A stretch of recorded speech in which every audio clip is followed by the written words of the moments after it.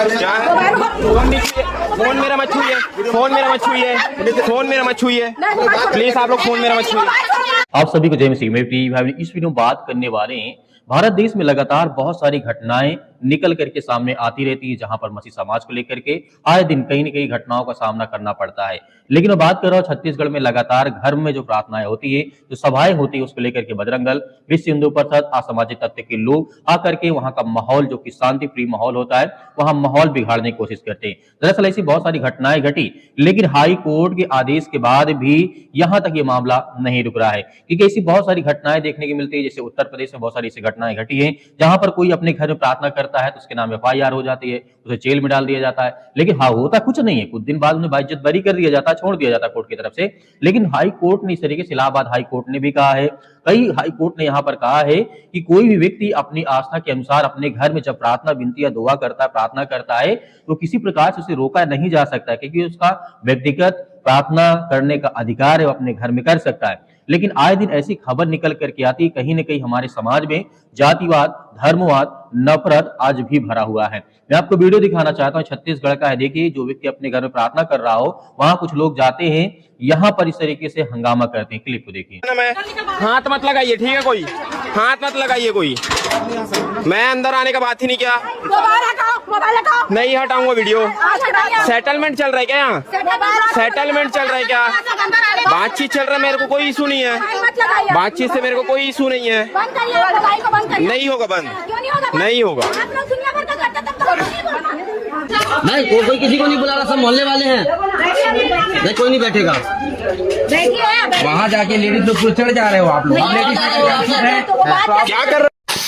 Allahabad high court ने स्पष्ट किया है कि निजी घरों में यीशु की आराधना या प्रार्थना सभा, प्रेयर मीटिंग करने के लिए प्रशासन या पुलिस की अनुमति की आवश्यकता नहीं है।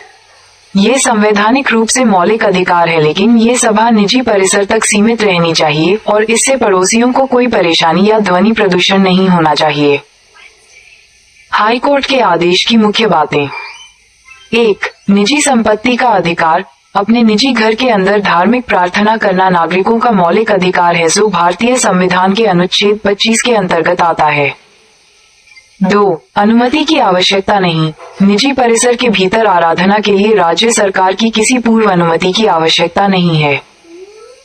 3. शर्तें। सभा निजी परिसर, प्राइवेट प्रेमिसेस तक ही सीमित होनी चाहिए। यदि सभा में भीड़ के कारण सड़क या सार्वजनिक स्थान अवरुद्ध होता है तो पुलिस को सूचित करना और आवश्यक मंजूरी लेना जरूरी हो सकता है। 4. ध्वनि प्रदूषण न करें। सभा के दौरान लाउडस्पीकर का उपयोग न करें और न ही कोई शोर मचाएं जिससे आसपास के लोगों को परेशानी हो। और 5. पुलिस की भूमिका। यदि सभा से पड़ोसियों को परेशानी होती है या सार्वजनिक व्यवस्था भंग होती है तो पुलिस शिकायत मिलने पर कार्यवाही कर सकती है। संबंधित मामले।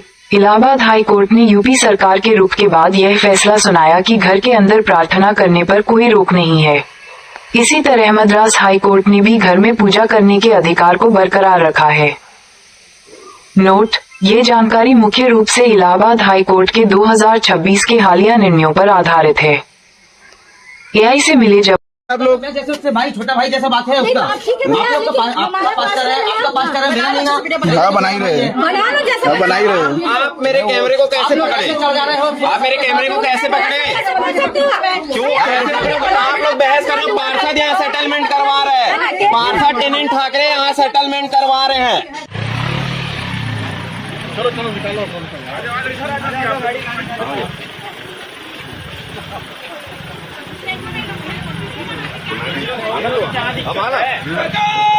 सूचना मिली थी थाना भिलाई 3 थाने में कि एक जगह प्रार्थना सभा का आयोजन किया गया है करके। वहाँ पे हमारी टीम गई, वहाँ पे कुछ लोगों द्वारा अपने किराए के मकान में प्रार्थना की जा रही थी। उनसे पूछताछ किया गया और उनको अभी थाने लाया गया है और पूछताछ की जा रही है। अगर सूचना सही मिलता है तो उसमें अपराध पंजीबद्ध कर नियमानुसार कार्रवाई की जाए। इस तरीके की घटनाएं बहुत आम हो चुकी हैं। भारत देश में लगातार ऐसी घटनाएं घटती रहती हैं, लेकिन शासन, प्रशासन, सत्ता जितने भी आज हैं, सब एकदम मौन और शांत है, किसी प्रकार की कोई कार्रवाई नहीं होती है। चाहे वो कोई भी दल हो, कोई भी संगठन हो, कोई भी मतलब व्यक्ति हो, कोई भी आकर के किसी भी समाज को मारना पीटना हो, चला जाता, आसानी से मारता पीटता, घर में हमला करता, बहन बेटियां होती हैं, बच्चे होते हैं, सबको डराना धमकाना, पुलिस की धमकी देना, तरह तरह की बातें हैं। अगर कोई गलत कर भी रहा है तो शासन है, प्रशासन है, सत्ता है, पुलिस है, उनको कार्रवाई करना चाहिए। क्या किसी संगठन को यह अधिकार मिला है? क्या बजरंग दल विश्व हिंदू परिषद को लाइसेंस मिला है? फिर प्रिय भाई बहनों, आप क्या सोचते हैं ऐसी घटनाओं को लेकर के सरकार कब तक इसमें अपना रुख कड़ा करेगी? मुझे तो नहीं लगता है कि इस हालातों को देखते हुए कि सरकार कुछ एक्शन लेगी या शासन प्रशासन कुछ एक्शन लेगी। आपकी जो भी राय हमें कमेंट बॉक्स में कमेंट करके जरूर बताइएगा। मिलते हैं नेक्स्ट वीडियो।